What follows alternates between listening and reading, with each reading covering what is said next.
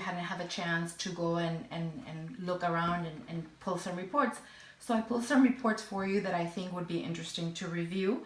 And of course, this is just to give you an overview. And one of the reports that I chose is in the HR section of the solution. And what I pulled is the female percentage matrix. Since I know your industry is very male dominated because of the fact that you do have dealerships, I wanted to show you some of the numbers. And as you can see right off the bat, your workforce is made up of less than 40% females. And of that 40%, the largest part of your female population is between the ages of 35 and 44. And it just brings us great questions to look at because if you do want to continue to work on getting that workforce more balanced, what are we doing to implement a plan for diversity in the workforce? Are we looking at the wages that you are paying or maybe paying in the future to make sure that ensure that your pay has equity between the genders? Some of the things that I think we also need to take into consideration is that as we look at those numbers, we see that the new generation coming up is not that great. So what are we doing to attract that new generation of millennials that have a different train of thought or a different way of looking at compensation, looking at what they're looking for? It's not just a job, but what other pieces are they looking into a corporation? And again, are we making sure that whatever programs we're putting together, that we keep it consistent with the equity in between the genders?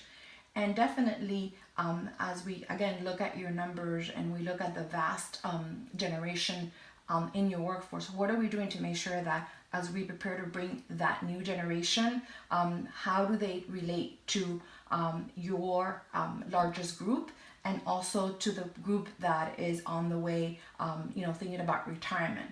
And some of those things is working with the talent solution team and looking at your onboarding process.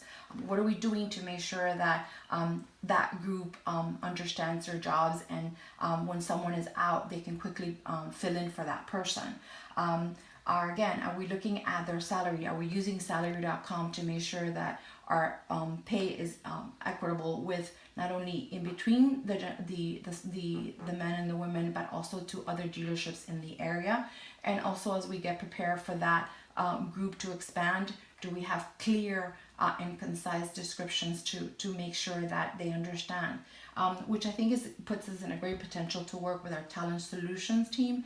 And here I just wanted to show you some of the things that that we think will help you, especially with this great tool that you have in the benchmarking.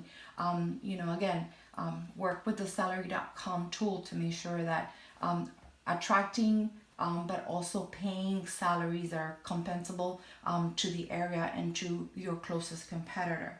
Are we scheduling or thinking about what that onboarding process is? Do we have the job descriptions to make sure that they understand what the new roles or changing roles are? And this is something that definitely our Talent Center of Excellence can work with you and make sure that we put a plan together that is specific to your particular industry.